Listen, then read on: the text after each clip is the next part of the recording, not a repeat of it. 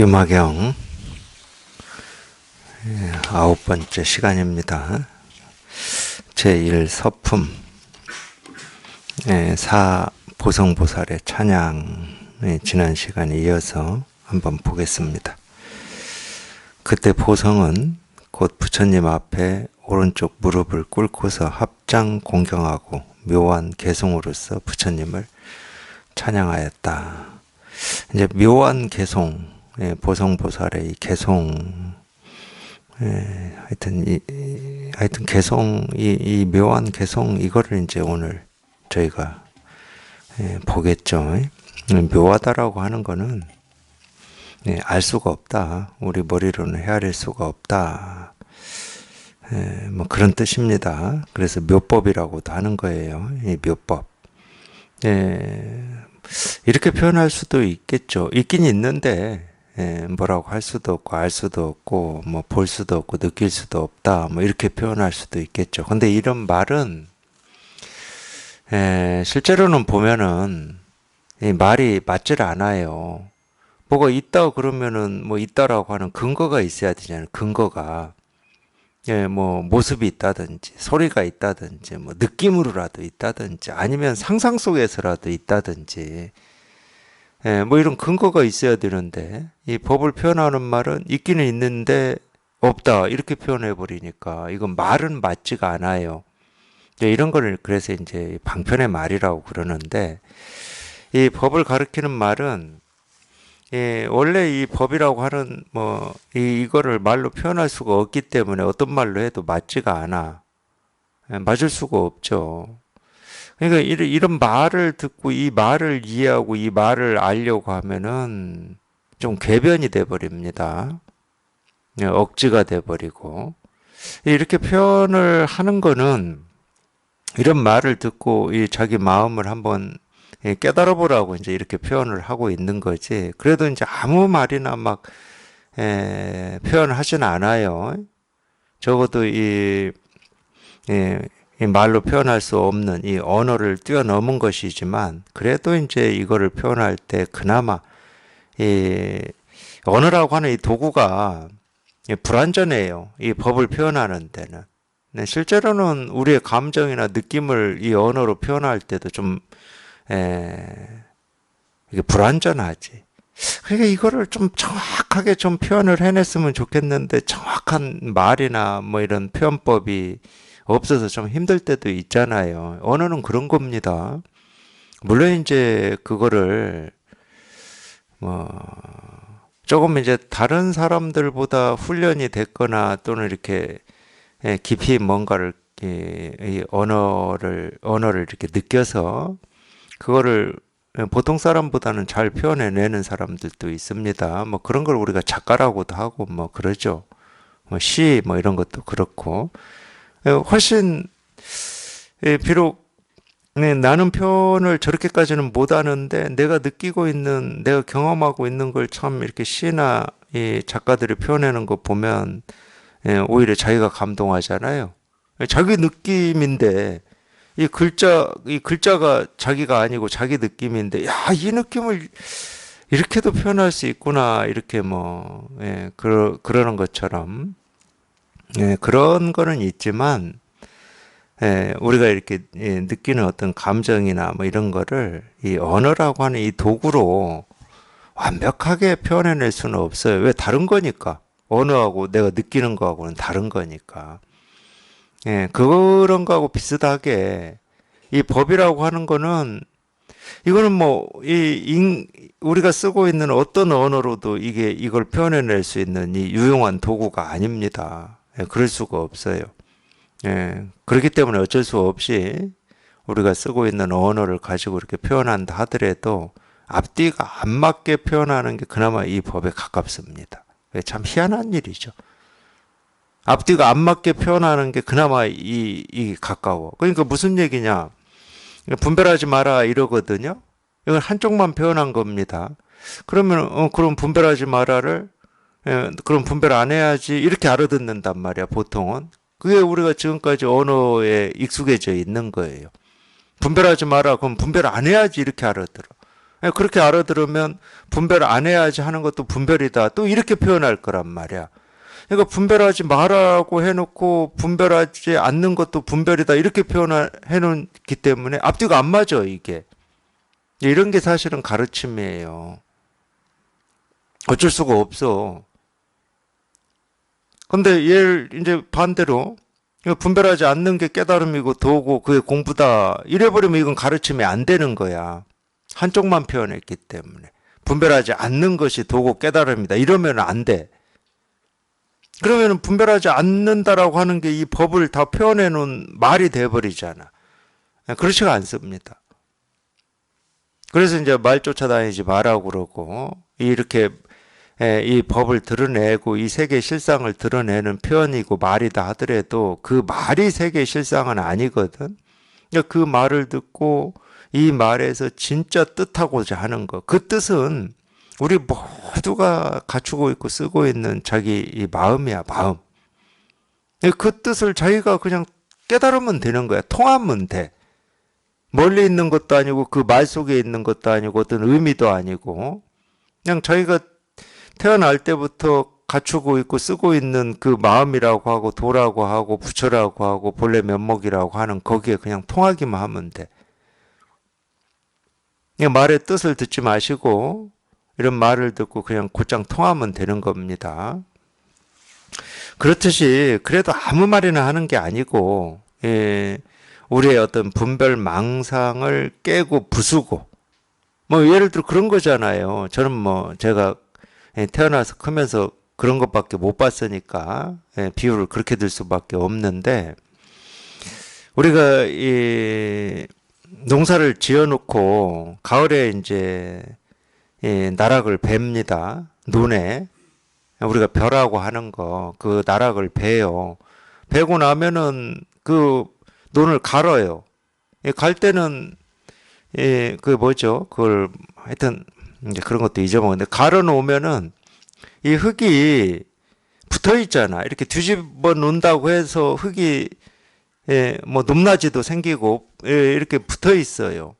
붙어 있으면 그 흙을 다 흐트러뜨려야 되잖아. 흐트러뜨려야 논도 평평해지고 거기에 모도 심을 수 있고 이러는 거잖아요. 작물을 심을 수가 있잖아. 그래서 그 흐트러뜨리는 작업을 하거든. 우리가 예를 들면 이 가르침이라고 하는 것은 그런 거예요. 그렇게 모여 있고 붙어 있는 거를 다 흐트러뜨려 버리는 겁니다. 그냥 산산이 부숴버리는 거예요. 부숴버려야 거기에 작물을 심을 수가 있으니까. 그런 거하고 똑같은 거예요. 가르침이라고 하는 거는 깨 부수는 거야, 그냥. 자기도 모르게 자기가 옳다라고 하는 견해라든지 나는 이런 사람이다, 나는 이렇게 살아왔다, 이런 성격이다. 또 이 말하니까 또 생각나네. 어느 분이 저희 어린선은 유튜브에다가 저에 대해서 써놓으셨더라고. 저는 들어보긴 했어요. 들어보기는 뭐 그 뭐라고 그러지? 애니메이션이 아닌데 애니어그램인가? 애니어그램이라는 말을 저도 들어보긴 했어요. 애니어그램으로 보면은 뭐 몇 번 같고 뭐 MBTI인가? 그걸로 보면은 이런 거 같다 이렇게 써놨는데 우리 그런 거 좋아하는 거예요. 우리가 나는 이런 유형의 사람, 이런 성격의 사람 이런 걸 좋아한다니까 우리 분별은. 근데 가르침은 뭐냐? 그걸 다 깨 부숴버리는 거야. 아, 네가 이런 유형이든 저런 유형이든 이게 꽃이든 나뭇잎이든 컵이든 책상이든 그걸 공부하는 게 아니야. 그러니까 내 성격이 내가 살아온 지금까지 나를 형성하고 있는 이게 이 책상과 같다. 그럼 당연히 이렇게 좀 평평하고 좀 딱딱하고 뭐 그러겠지. 아니면 이 꽃과 같다. 그러면은 뭐 하늘하늘하고 총천연색이고 뭐 이런 거겠지. 근데 우리가 그거 공부하겠습니까? 그게 아니거든. 그러니까 어떤 성격이고 어떤 유형, 그냥 사실은 그 의미가 없어. 왜 의미가 없냐면, 우리가 예를 들어 이렇게 얘기해 보게요. 신이 있다. 만약에 가정을 해. 부처가 있다. 또는 우리가 그렇게 알고 싶은 깨달음도 이 자기 마음이라고 하는 게 진짜 있다. 그러면은 이 신이나 부처나 우리 마음이나 도나 깨달음은 자기 스스로의 모습을 지니고 있지 않습니다. 이거는 종교를 가져본 사람들은 상식으로 알고 있는 거예요. 상식으로. 왜냐하면 신이라고 하는 건 자기 모습이 없어요. 신이라고 하는 자기 모습을 지키고 있지를 않아. 지키고 있으면 큰일 나지. 예, 전지전능하지를 못해. 모습을 지키고 있으면 그 모습은 언젠가는 깨지는 겁니다.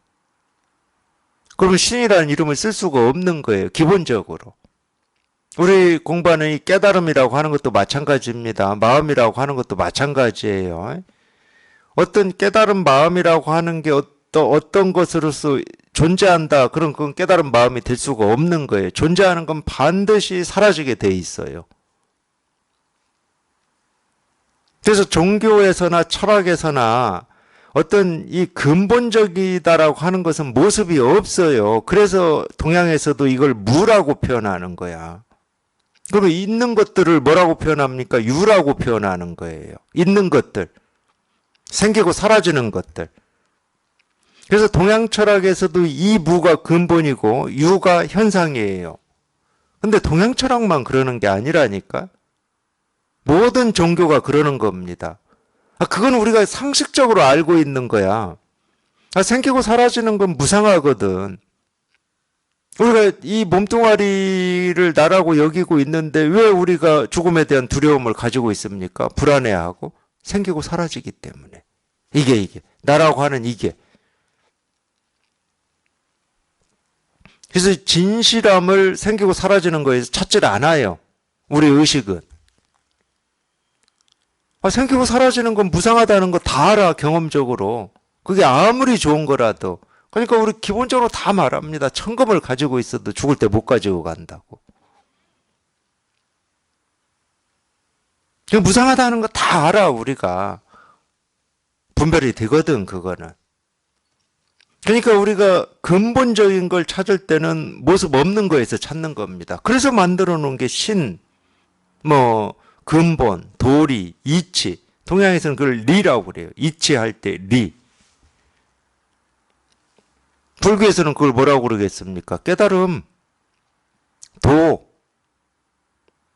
그러니까 우리가 공부하는 이 마음이라고 하는 것도 이 마음 자체가 자기의 모습을 지니고 있질 않아요. 깨달음이라고 하는 것은 깨달음이라고 하는 어떤 모습을 지니고 있질 않아. 그러니까 우리가 아무리 찾아도 이걸 볼 수가 없고 찾을 수가 없는 거야.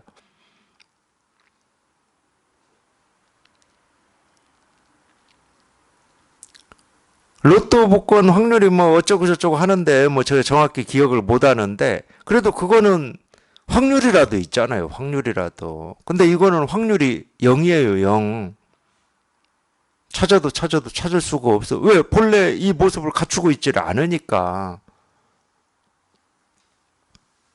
이게 종교를 가지신 분들이 종교에서 고민했던 내용일 겁니다.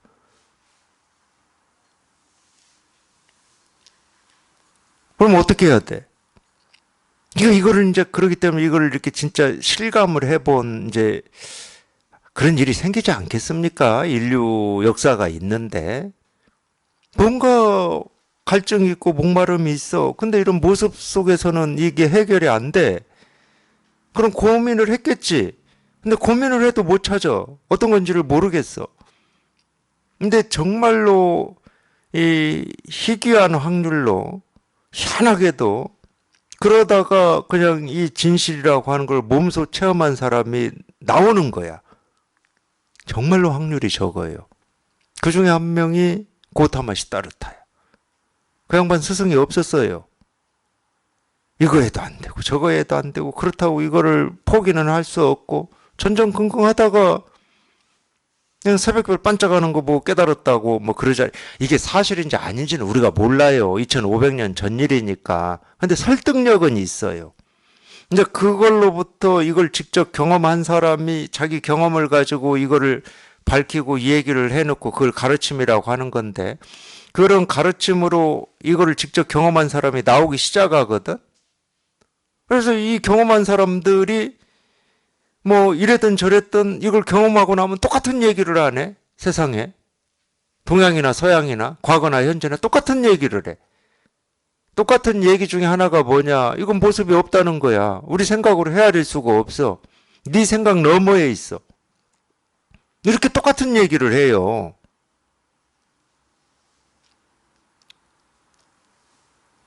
이건 말로 다 되지를 않아. 근데 이 이야기와 더불어 하는 얘기 중에 하나가 뭐냐? 예를 들어서 이 모습 없는 이걸 뭐 어느 나라에서는 신이라고 그러고 어느 나라에서는 도라고 그러고 뭐 인도에서는 깨달음이라고 부처라고 하고 이름은 달라요. 이름은 달라. 이름이 다르겠지 당연히. 나라가 다르고 언어가 다르니까. 역사가 다르고 문화가 다르니까.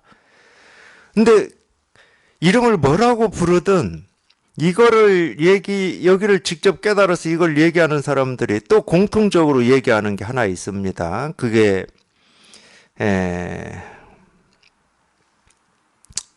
전지전능, 전지전능.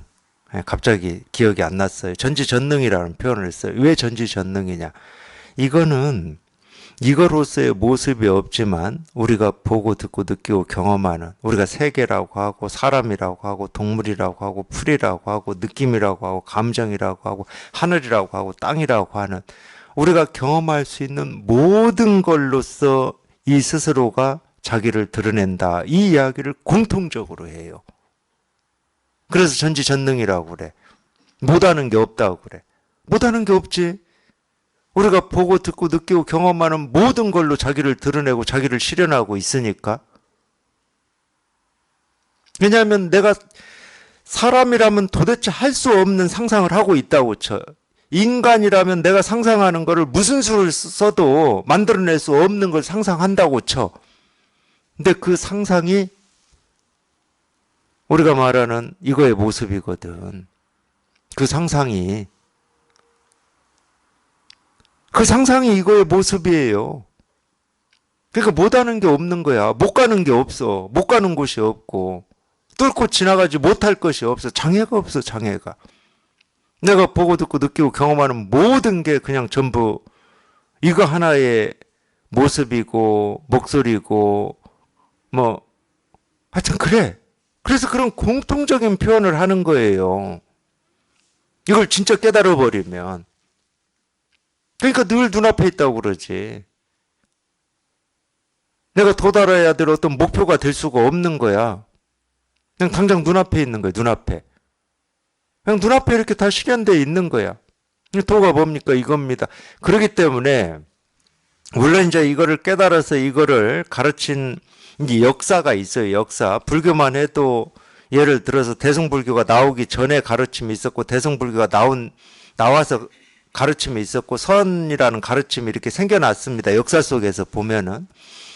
근데 가만히 자기가 이걸 여기에 통해서 공부를 해보시면 이런 직지인심이라고 하는 이 선의 가르침, 불입문자 이심전심, 교회별전이라고 하는 이 가르침은 필연적으로 나올 수밖에 없어요.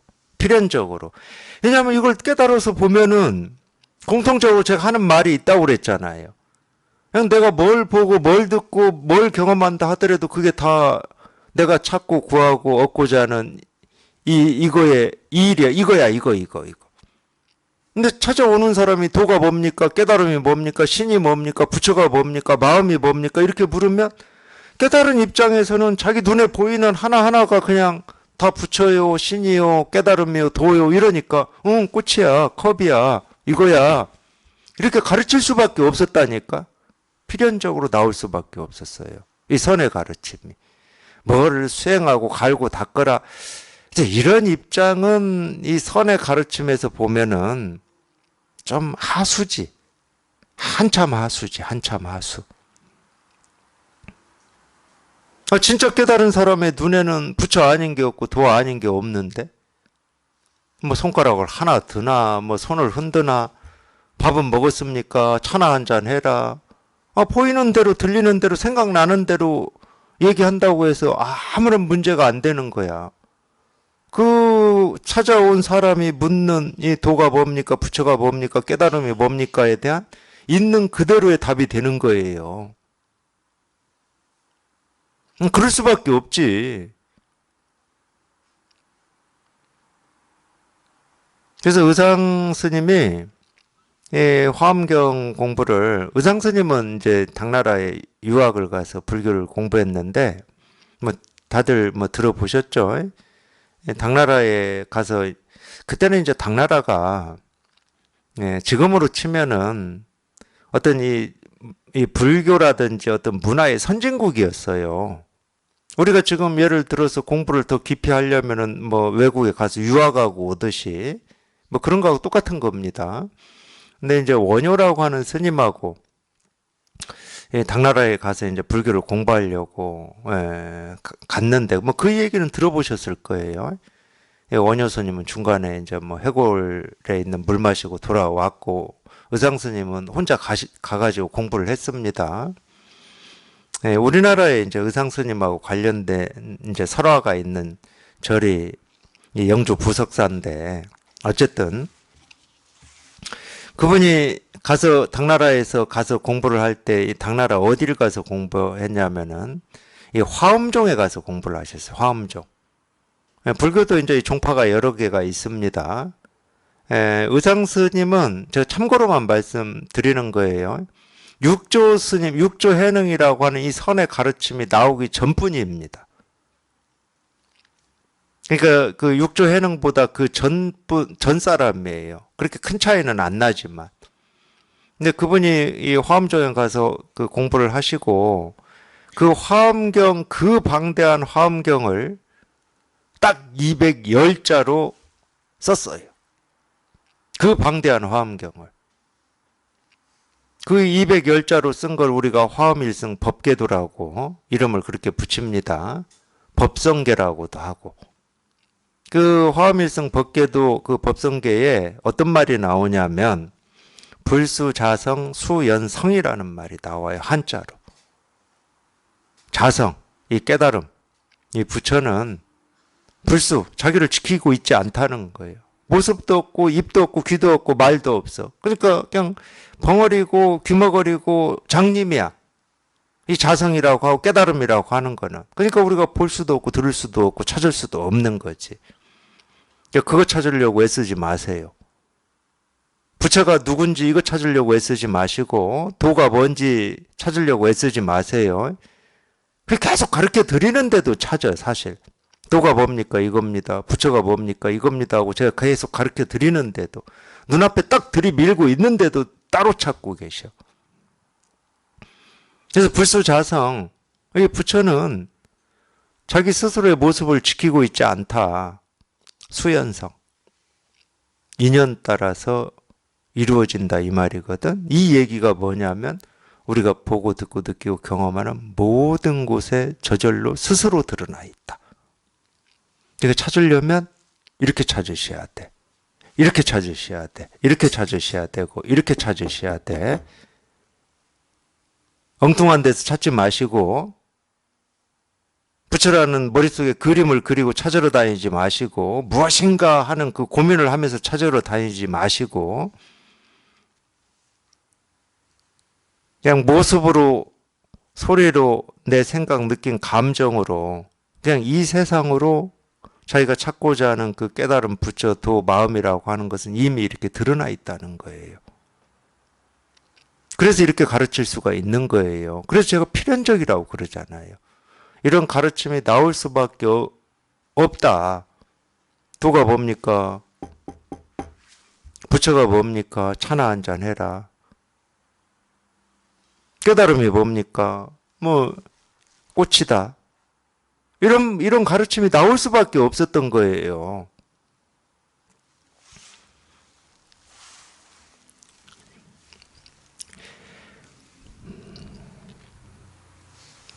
이 보성보살의 이 묘한 개송이다. 한번 보겠습니다. 눈은 깨끗하고 고상하고 드높고 묘하고 단정하고 엄격하고 밝아서 마치 검푸른 연꽃잎과 같은 모습이로다. 물론 이제 찬양이라고 했어요. 찬양. 이 찬양이라고 하는 게 예를 들면은 우리하고 다른 어떤 능력이라든지 권위를 가지고 있다. 그러면 그건 찬양이 아닙니다. 그건 세속에서나 찬양이에요. 그거는. 우리가 깨달음이라고 하고 이 부처라고 하고 마음이라고 하는 거를 뭐라고 이름 붙입니까? 위 없는 바르고 평등한 깨달음 이렇게 붙이잖아요. 평등하다고 하잖아요. 평등하다고. 그러니까 깨달은 사람이라고 해서 못 깨달은 사람보다 뭐 더 어떤 것을 가지고 그런 건 없어요. 그런 건 없다니까. 근데 이제 이렇게 표현을 해놓으면 이 세속의 버릇대로 나한테 없는 이 눈은 깨끗해야 돼. 막 이 어린 아이처럼 막 깨끗해야 돼. 아니 이미 우리가 이 수십 년을 이 눈 쓰면서 살아가지고 어린 아이처럼 그냥 흰자가 그냥 눈처럼 깨끗할 수 있습니까? 이런 말을 진짜 그렇게 알아듣는다 그러면은 어린아이와 같이 되지 않으면 천국에 갈 수 없다 이 말을 이렇게 다 큰 몸으로 나이가 뭐 지금 50, 60, 70대 가지고 이 몸뚱아리를 가지고 어린아이가 들려고 애쓰고 노력하는 거하고 똑같은 거예요. 그게 가능하겠습니까? 그러니까 우리는 모습을 분별하고 소리를 분별하고 내 그냥 생긴 것만 쫓아다니라고 거기에 익숙해져 가지고 말만 했다 그러면 생긴 거 가지고 따져요. 생긴 거 가지고. 눈처럼 하얘야 된다. 그럼 눈이 하얘야 되는 이 생긴 거 가지고 따진다니까. 전부 마음을 얘기하고 있는데 이 생긴 이 몸뚱아리는 절대 갓난아기가 못 된다니까. 마음을 가지고 얘기하는 겁니다. 그래서 눈은 깨끗하고 눈이 깨끗하다는 말은 무슨 말이에요? 간단하잖아. 뭔가 내가 뭐 어떤 모습을 보고 시비가 생겨. 이건 옳은 거고 그런 거야. 그럼 시비가 불편하고 뭐 불편하지 않은 일이 생겨. 그럼 불편한 건 피하려고 하니까. 그건 깨끗하지가 않은 거지. 깨끗하다는 건 뭘 봐도 거기에 시비가 없는 거지. 그럼 깨끗하지. 귀가 깨끗하다는 말도 그런 말입니다. 저는 사실은 학교 다닐 때 왜 어린 마음에 그런 생각이 있었는지는 모르겠지만 학교 교육이 그래서 그랬는지 학교 교육이 그렇다 치더라도 그런 교육이 옳다고 생각하는 어린 마음이 있어서 그랬는지는 제가 모르겠어요. 우리 언제 국어인가 거기에 나올 겁니다. 이 강물에 이 귀를 씻는다 이런 말 어디 있을 거예요. 누군가 뭐 왕을 비난하고 그러니까 뭐 아니 남을 욕하고 그러니까 강물에 가서 귀를 씻었다 그러는데 저는 사실은 그런 걸 좋아했어요. 실은 그렇게 살고 싶었어요. 학교 다닐 때 그거를 많이 추구했던 것 같아요. 그게 가능한 것처럼 사람이 인격이 좀 이렇게 깊어지고 갖추어지면 그렇게 되는 것처럼. 근데 지금 생각해 보면 전부 그거를 어떤 이 모습져진 세상에서 그걸 찾으려고 제 나름대로 이렇게 발버둥 치고 애를 썼던 것 같아요. 아니 무슨 소리를 들어도 그 소리가 자기 스스로한테 시비가 되지 않으면은 물에 귀를 씻을 때는 이 귀에 때가 낄 때나 씻는 거지. 뭐 그거 씻는다고 그 소리가 뭐 이 씻는 물하고 없어지겠습니까? 그래서 실제로 옛날 이 조선시대 때 보면은 이 선비들이 이 마음을 씻는다고 그래서 이 한자로 세심이라는 말을 썼어요. 저기 경남 산청에 가면은 이 세심당이라고 하는 데가 있습니다. 그게 이제 조선시대 때 유학자 조식이라고 하시는 분 하고 연관이 돼 있는데요. 세심당. 마음을 우리가 물로 씻을 수가 있겠습니까? 상징적인 거지. 세례 뭐 이런 건 상징적인 거지. 근데 마음이 깨끗하다는 말은 다른 거 없어. 보고 듣고 느끼고 경험하고 생각하는 거에 자기가 시비하지 않고 분별하지 않는 거지. 그게 눈이 깨끗한 거예요. 그게. 뭘 봐도 거기에 시비심이 일어나지 않는 거야. 거기에 뭐 시비심이라고 하는 것은 뭐 미움, 원망 뭐 이런 것도 있어요. 옳고 그름 뭐 이런. 근데 그게 이제 깨끗하다. 그 다음에 두 번째 고상하다. 드높다, 묘하다, 단정하다, 엄격하다, 밝다. 그래서 마치 검푸른 연꽃잎과 같은 모습이로다 이렇게 쓰여 있는데 전부 제가 금방 말씀드린 뭘 봐도 어떤 모습도 눈에 거스르지 않는다 이 표현이에요. 이미 가장 깨끗한 마음에 즐겁고 뛰어난 사마타를 얻어 피안에 이르셨도다. 그리고 또 이제 이 마음 공부하는 뭐 이런 데서 이 표현 중에 자주 등장하는 표현이 임이라는 걸 겁니다. 임이. 그럴 수밖에 없어요, 좀. 왜냐면은 이거는 내가 애쓰고 노력해서 도달하는 어떤 게 아니고 이미 이루어진 거거든. 이미 이루어진 거야. 그래서 이제 이 임이라는 이런 표현을 뭐 저절로 스스로 이미 이런 표현을 쓸 수밖에 없는 면이 좀 있어요. 이거를 표현을 해보자 그러면. 왜냐하면 우리 생각은 나는 아직 이 깨끗한 마음이라고 하는 거에 도달을 못했어.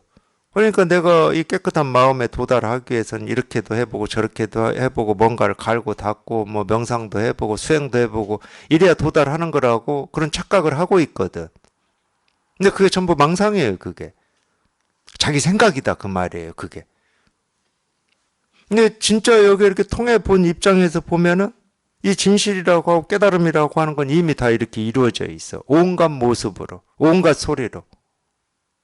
그러니까 제가 제 스승님 법문 들으면서 공부할 때 이 자연의 소리는 좀 그런 것 같은 느낌이 좀 있어. 거기는 인공이라고 하는 게 없으니까. 근데 이렇게 법문하시면서 어느 땐가 이렇게 차가 지나가면서 이렇게 저런 소리가 났어요. 그러니까 차가 지나가면서 나는 저 소리도 그냥 이 진실 하나를 다 드러내고 있다고 그러는 거예요. 근데 내 입장에서 저건 소음인데 이게 안 다가오더라고 저는. 이게 인공적인 건 잘 안 다가왔어요 저는. 제가 이제 이런 법문 들으면서도. 근데 좀 우리가 자연적이다라고 하는 거 이거는 좀 그럴 것 같아. 여기에는 뭔가 의도와 뜻이 없어. 물이 흐르는데 무슨 의도가 있고 뭐 바람이 부는데 무슨 의도와 뜻이 있습니까? 근데 저 버스 지나가는 건 의도와 뜻이 있잖아. 뭔가 이렇게 사람을 실어 날려가지고 돈을 벌고자 하는 의도와 뜻 막 이런 게 있다는 이런 생각이 당연히 있죠. 그러니까 저기에서는 잘 확인이 안 되더라고. 물론 이제 여기에 통하지도 못했는데 뭐 저기서 확인이 뭐 거기에서만 안 되겠습니까? 여기에서도 확인이 안 되는데. 근데 뭔가 더 먼 느낌이었어요. 그거는 좀 더 먼 느낌. 근데 이거 체험하고도 조금 그런 면이 있을 겁니다. 왜냐면 그런 버릇이 우리가 들어있기 때문에 깊은 버릇이.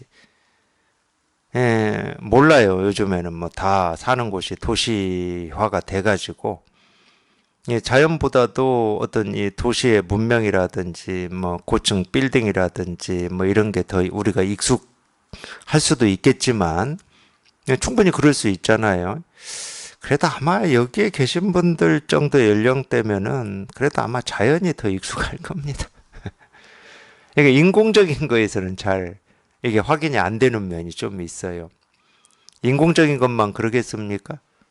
자기하고 같이 살고 있는 뭐 어떤 부부라든지 자식 거기선 잘 확인이 안 됩니다. 조금만 자기 뜻과 의지에 거슬리는 뭐 말이나 뭐 이런 행동이 나온다 그러면 화가 나버린다니까.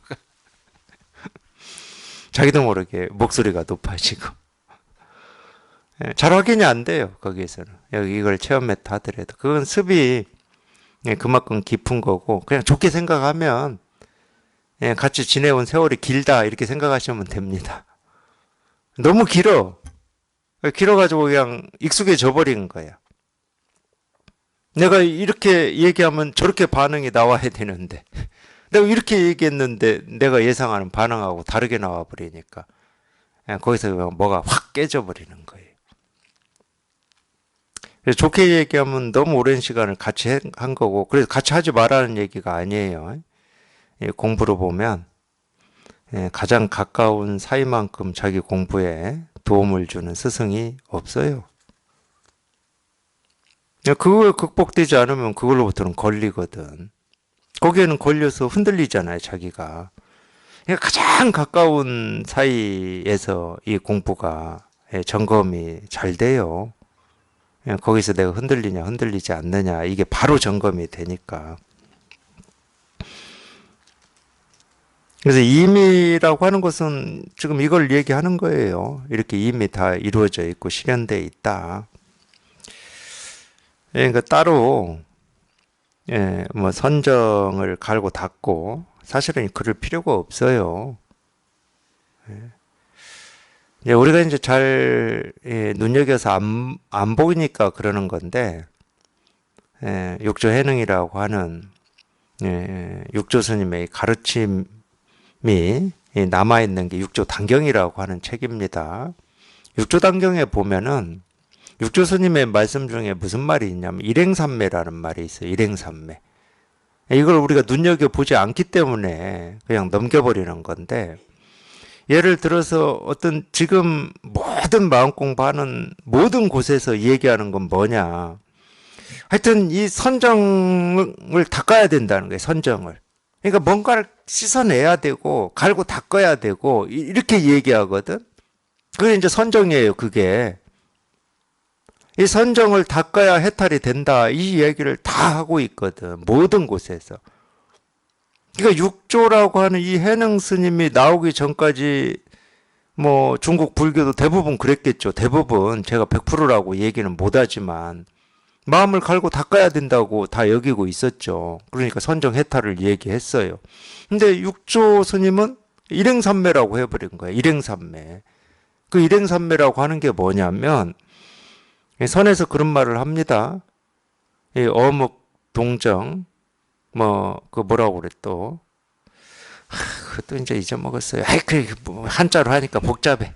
그냥 우리가 보고 듣고 느끼고 말하고 뭐 말 없고 그냥 우리가 경험하는 이 모든 게 삼매다 이 말이에요. 그게 선정이다 그 말이야. 선정 아닌 게 없다. 선정이 있다 그러면 이렇게 있고 이렇게 있고 이렇게 있고 이렇게 있고 이렇게 말하는 데 있고 밥 먹는 데 있고 잠자는 데 있고. 이건 갈고 닦을 수가 없는 거지. 어떤 대상이 아니야. 도달할 수 있는 어떤 목표가 아니고 대상이 아니야. 그냥 뭘 보고 듣고 느끼고 경험하고 행동을 한다 하더라도 다 그냥 그게 일행삼매야. 그럼 반야심경으로 가볼까요? 반야심경의 관제자 보살 행심 반야 바람일다시 이 반야 바람일을 깊이 행할 때 이 말이 나오거든. 이 반야 바람일을 깊이 행하는 게 뭐냐? 그냥 배고프면 밥 먹고 목마르면 물 마시고 사람 만나서 얘기하고 그게 반야 바람일을 행하는 거야. 일행삼매. 근데 그거를 우리가 생각으로 그게 행하는 거다 이렇게 알면은 자기 이 갈증이 해결이 되겠습니까? 번뇌가 없어져요? 절대 안 없어지지.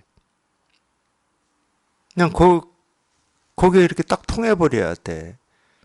정말로 내가 보고 듣고 느끼고 경험하고 행하는데 그냥 아무 번뇌도 없고 고통도 없고 어려움도 없고 정말로 어디에도 걸리지 않는, 내가 보고 듣고 느끼고 경험하는 어떤 일에도 걸리지 않는, 그물에 걸리지 않는 바람처럼 그렇게 쑥. 그게 일행삼매, 일행삼매. 그 일행삼매를 누구나 우리는 다 갖추고 있다는 거예요. 그래서 여기에서도 그런 말을 하는 겁니다. 이미 가장 깨끗한 마음에 즐겁고 뛰어난 사마타를 얻어 피안에 이르셨도다. 이 사마타라고 하는 게 아마 삼매로 한자로 썼을 겁니다. 이 가없는 깨끗한 업을 오래도록 쌓으셔서 크고 뛰어난 명성을 얻으셨도다. 그러니까 이제 이런 게 있어요. 이 가없는 깨끗한 업을, 이 선업이죠. 업은 업인데 무슨 업이냐? 선업이에요. 이 선업은 선과를 낳고 악업은 악과를 낳겠죠. 뭐 당연히 그러겠지. 근데 이 깨끗한 업을 오래도록은 헤아릴 수 없는 세월 동안 쌓았다는 거예요. 그러니까 이 불교 교리도 보면은 이 모순된 두 가지 얘기를 해요. 교리도 보면 어쩔 수가 없습니다. 말로는. 예를 들어서 이 불교의 교리로 윤회를 가지고 얘기하는 것 중에 하나가 이 윤회를 얘기하려면 전생을 얘기 안 할 수가 없습니다. 윤회라고 하는 것은 끊임없이 그 전생의 어떤 삶의 이 선과냐 악과냐에 따라서 6가지 길로 태어난다는 거예요. 그러니까 지금 우리가 사람의 몸을 받아서 태어났다는 말은 불교 교리로 치면 내가 전생이 있다 그러면 전생에 선업을 쌓아도 엄청나게 쌓았다는 겁니다. 이 사람 몸을 받아서 태어난 것 자체만으로 이건 불교 교리예요. 교리가 그렇게 돼 있어. 근데 이런 얘기만 하는 게 아니야, 사실은. 교리에서 이런 얘기만 하는 게 아니고, 아니, 그러면은 내 전생은 아무 죄가 없다는 말이거든? 왜? 사람 몸을 받았으니까. 전생에 죄가 하나도 없다는 얘기야. 전생에 죄를 졌으면 사람 몸을 못 받아요. 축생이라든지, 저기 뭐 아수라, 악귀라든지, 지옥에 떨어져야 돼. 근데 또 이것만 있는 게 아니야. 그러면 이제 어떤 때는 그러면 왜 이렇게 사람이 어리석고 탐진치 삼독에 물들어 있습니까? 이러면은 전생에 업을 많이 지어서라고 또 얘기를 해.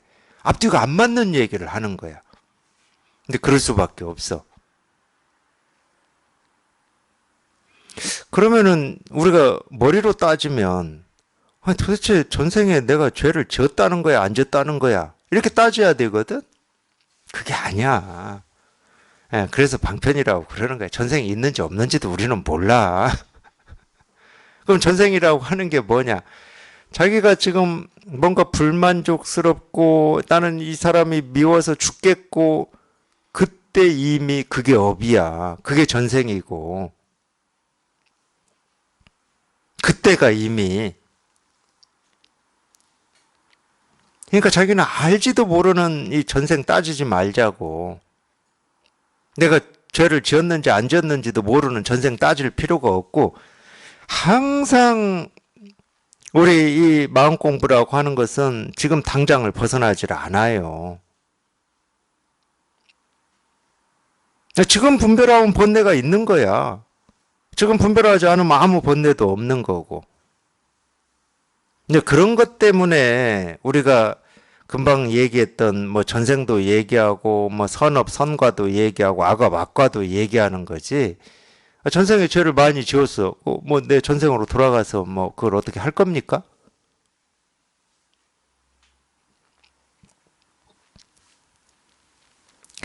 그런 면으로 보면은 어떤 면에서는 좀 우리 분별망상을 이렇게 선명하게 얘기해 주는 거는 이 선업과가 조금 나은 면이 있어. 제가 볼 때. 왜냐하면 거기는 딱 얘기를 해놨어요. 우리가 보고 듣고 느끼고 경험하는 이 우주 삼라만상은 다 하느님이 창조했다. 딱 나왔어. 하느님이 창조했다. 그러면 거기에는 성령이 있는 겁니다. 그럴 수밖에 없지 않아요? 근데 성령이 있는데 그럼 왜 사람이 이렇게 어리석게 삽니까? 그래서 그걸 설명해내는 게 선악과야. 선악이라고 하는 건 분별이거든. 분별을 해서 그런다는 거야.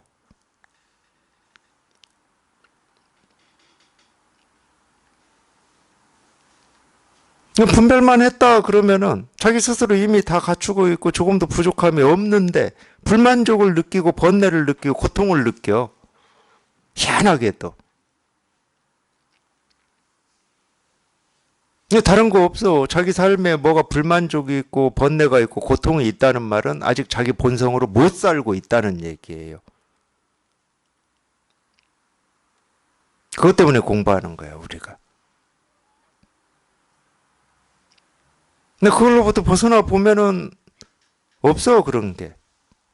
뭔 만족이 있고 불만족이 있어. 그런 게 없어.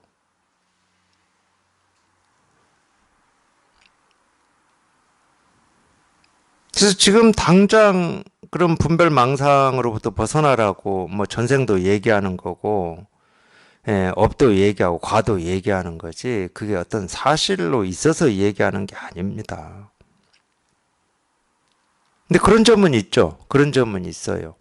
그게 뭐 위대하다라고 저는 말을 못 하겠어요. 위대하진 않아. 뭐 유일하다고 해서 위대하진 않아요. 왜 그러냐면 본래 분별하지만 않으면 아무 일도 없었을 건데 지 스스로 분별해가지고 스스로 고통을 불러온 거야. 그 면에서는 멍청해도 이렇게 멍청한 삶이 없어 실은. 적어도 이 무정물은 그 측면에서 보면 스스로 분별을 일으켜서 스스로 고통을 겪지는 않아요. 근데 사람은 그 면이 있어요. 사람은. 그래서 유일하게 사람만이 공부해서 자기 본성으로 돌아갈 수가 있는 겁니다. 불교에서는 그거를 그래서 사람으로 태어나는 게 가장 좋은 거다 이렇게 표현을 하는데 뭐 가장 좋은 거든 뭐 나쁜 거든 이미 사람으로 태어났는데 뭐 어쩔 겁니까 우리가. 응?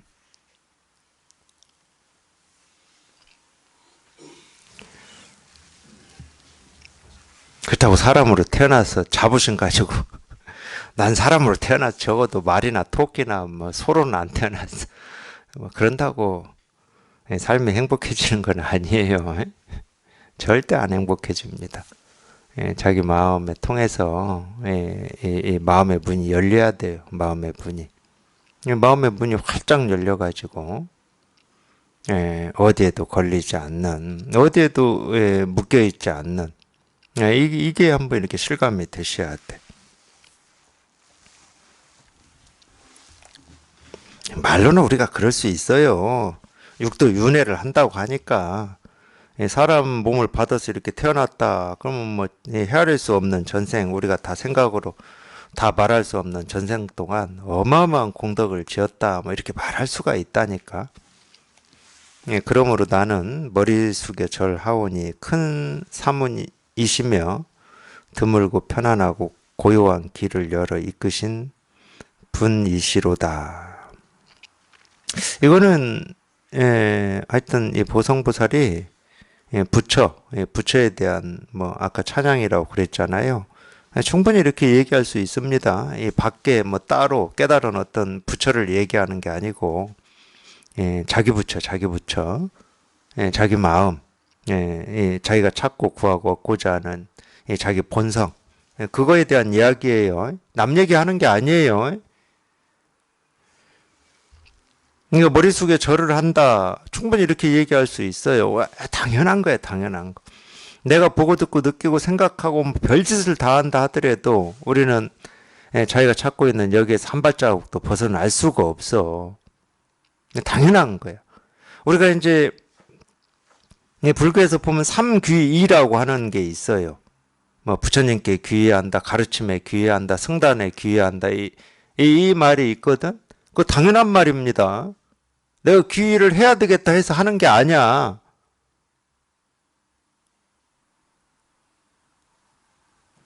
저절로 그러는 거예요. 저절로 자기 마음에 귀의되지 않는 게 아무것도 없어. 자기가 뭘 보고 뭘 생각하든지 우리 본성이라고 하고 마음이라고 하는 여기를 따르지 않는 건 아무것도 없다니까. 저절로 따라. 저절로. 절을 한다는 말은 따른다는 말이거든. 복종한다, 순종한다 이런 말인데 내 뜻과 내 의지와 내 생각을 가지고 뭐 복종을 하고 순종을 하고 어찌 하는 게 아니라고. 저절로 그래요.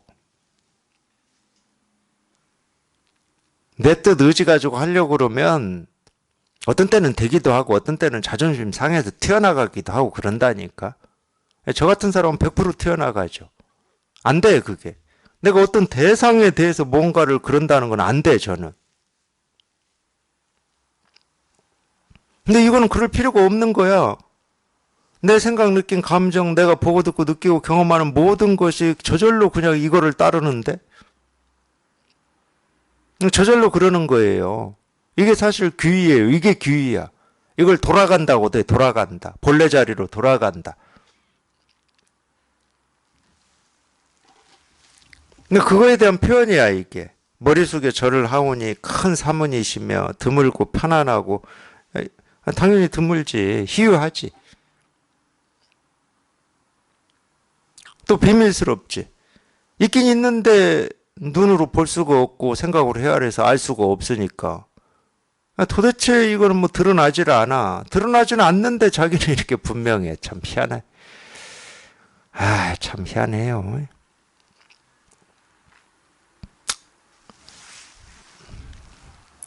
이미 보았나니 큰 성인께서 신통으로서 온 우주에 헤아릴 수 없는 국토를 드러내심을. 그렇죠? 예, 우리가 우주라고 하고 세상이라고 하고 그 우주 세상에 뭐 이 모습 저 모습 뭐 이런 삶 저런 삶이라고 하는 이 모든 거는 그냥 오로지 그냥 이거 하나 보여주고 이거 하나 가르치고 이거 하나 실현하는 그거 말고는 없어요. 그냥 이 일밖에 없어. 그냥 이거 하나야. 그냥 이거 하나. 그러니까 우리가 흔히 그래요. 자기가 살아온 삶의 어떤 기억의 파편들이 있잖아요. 전부 일입니다. 다른 일이 아니야. 그냥 이거야, 이거. 이 세상은, 이 우주는 이 마음 하나일 뿐이라니까.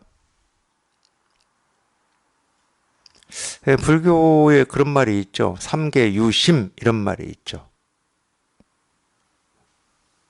삼계라고 하는 거는 물질적인 세계, 정신적인 세계 중에서도 뭐 욕망, 욕심의 어떤 우리가 그런 걸 이제 좀 저급하다고 그래요. 보통은. 네, 그것뿐만이 아니라 뭐 어떤 뭐 수행을 하고 깨달아서 도달하는 경지, 뭐 비상, 비비상 천이라든지 뭐 무소유처라든지 뭐 여기까지 다 포함하는 거예요. 삼계라고 그럴 때는. 근데 그 삼계가 우리가 경험할 수 있는 모든 것이다 그 말이에요. 삼계. 이 세상이라고 하는 것은. 우린 세상 그러면 나 말고 내 주변에 이걸 세상이라고 그러는데 뭐 그래도 좋아요. 뭐 그러든 저러든 아무 차이가 없어. 우리가 세상 우주다 그럴 때는 내가 경험할 수 있는 모든 거를 우주다 세상이다 그러는 겁니다.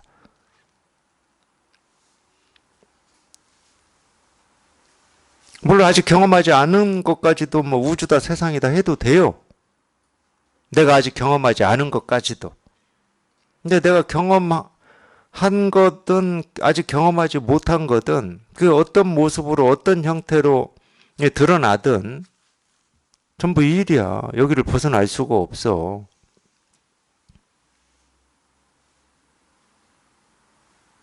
그러니까 신이 있다 그러면은 신은 자기를 어떻게 드러내냐? 지금 우리가 보고 듣고 느끼고 경험하는 이 세상으로 자기를 드러냅니다. 불교도 그렇게 딱 얘기해요. 그래서 화엄경이라고 그래. 장엄, 장식을 했다 이거예요. 이렇게 모습으로, 소리로, 하늘로, 땅으로.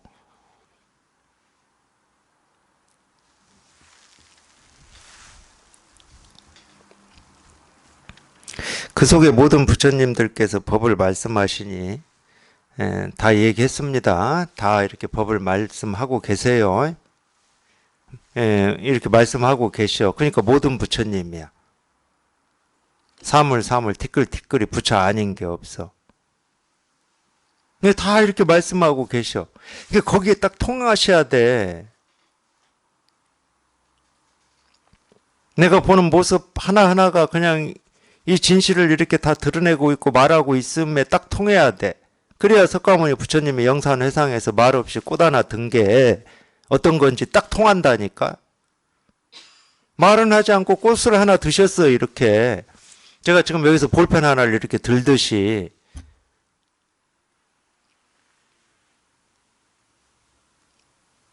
근데 이게 지금 법을 설하고 있어요. 석가모니 부처님이 49년 동안 온갖 말씀으로 그냥 수만 마디를 하셨는데 그냥 이 말 없는 입도 없고 뭐 생각도 없고 느낌도 없고 감정도 없는 이 사물 하나가 석가모니 부처님이 49년 동안 설한 모든 법문을 딱 하고 있는 거예요. 이렇게 하고 있다니까. 이거 여기에 통하라고 그러는 거예요. 그렇기 때문에 이렇게 통해야 된다. 이와 같아야 된다. 이렇게 통하면 돼. 이렇게. 이거 그 속에 모든 부처님들께서 법을 말씀하고 계셔.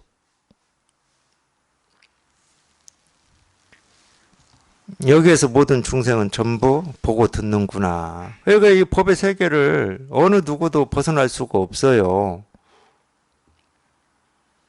예, 자기 어떤 생각에 속아서, 자기 어떤 분별에 속아서, 자기 망상에 속아서 엉뚱한 것을 찾고 구하고 얻고자 뭐 하고는 있겠지만, 그렇다고 해서 이 부처의 세계를 벗어난 적은 없습니다. 벗어날 수도 없고.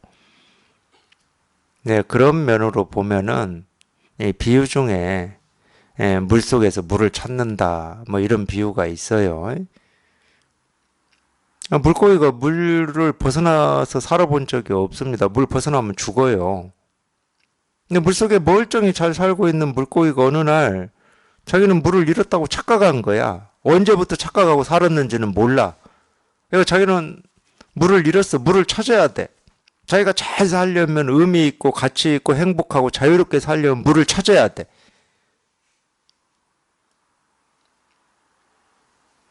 그래서 물을 찾는 방법을 그냥 얘기해 놓은 온갖 책들, 유튜브를 다 검색을 했어. 이렇게 하면 찾는다, 저렇게 하면 찾는다. 다 망상하는 사람들이지. 근데 운 좋게 네, 그걸 찾겠다고 뭐 그러고 목마르게 돌아다니다가 뭐 안 해본 거 있겠습니까? 이렇게 하면 된다, 저렇게 하면 된다. 그럼 그렇게도 해보고 저렇게도 해봤겠지. 근데 그러다가 운 좋게 그냥 야, 지금 네 눈앞에 물이 다 드러나 있어. 네가 보고 있는 그게 물이야. 네가 헤엄쳐 다니는 그게 물이야. 네가 잠잘 때도 물이야. 안 찾을 때도 물이야. 이런 가르침을 운 좋게 뭔 복이 있었는지는 모르겠지만 그런 가르침을 만나서 그냥 처음에는 안 믿어지지. 안 믿어지겠지 당연히. 그러다가 뭔 이유인지 믿음이 있어가지고 그런 가르침에 귀를 기울이고 뭐 듣고 있다가 어느 날 문득 진짜야. 자기 눈앞에 물이 이렇게 있어. 자기가 이날 이때까지 물속으로 헤엄치고 다녔어. 물이 없어 본 적이 단 하루도 없었던 거야. 그러면 희한하겠습니까? 희한하지 않겠습니까? 늘 물밖에 없었는데 왜 내가 물을 잃었다고 착각하고 물을 찾으러 다녔을까? 도대체 그때는 뭔 생각을 하고 있었던 거야? 이런 희한함을 느낀다니까?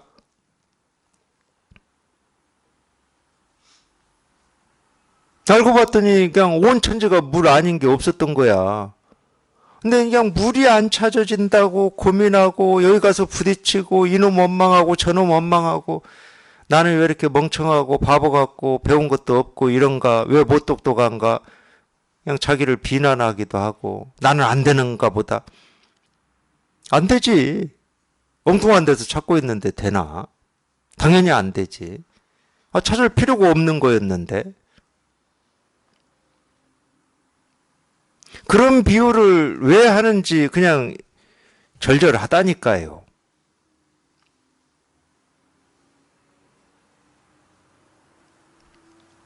찾을 필요가 없어. 자기 생각에 자기도 모르게 어떤 이 집착이 있어가지고 그 생각을 못 놓기 때문에 그러는 거야. 그 생각만 놓아져 버리면 물은 증명할 게 없습니다. 내가 물을 숨쉬고 내쉬고 하고 있는데 물은 증명할 게 없어. 그 자체로 증명이 돼버려. 온통 물이기 때문에.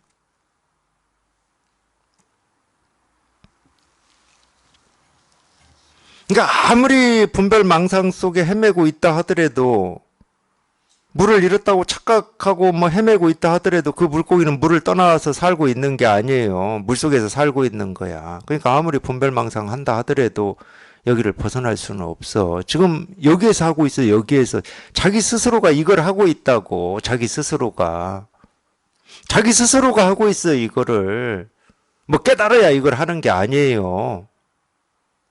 자기 스스로가 하고 있어.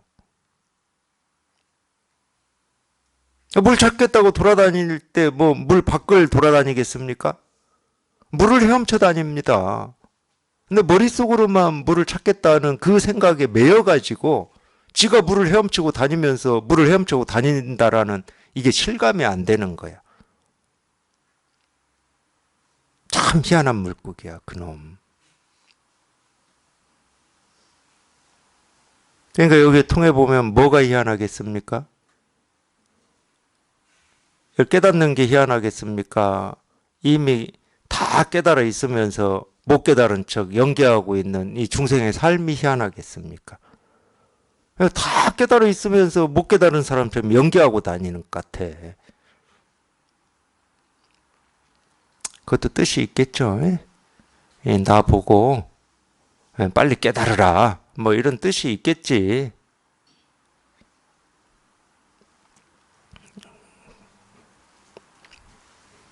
그냥 이렇게 통해야 됩니다. 이렇게. 아무것도 아니에요. 그냥 이렇게 통하기만 하면 돼. 아무것도 아니야. 그냥 이렇게 통하기만 하면 돼요. 그냥 이거예요, 이거. 그냥 이거야, 이거.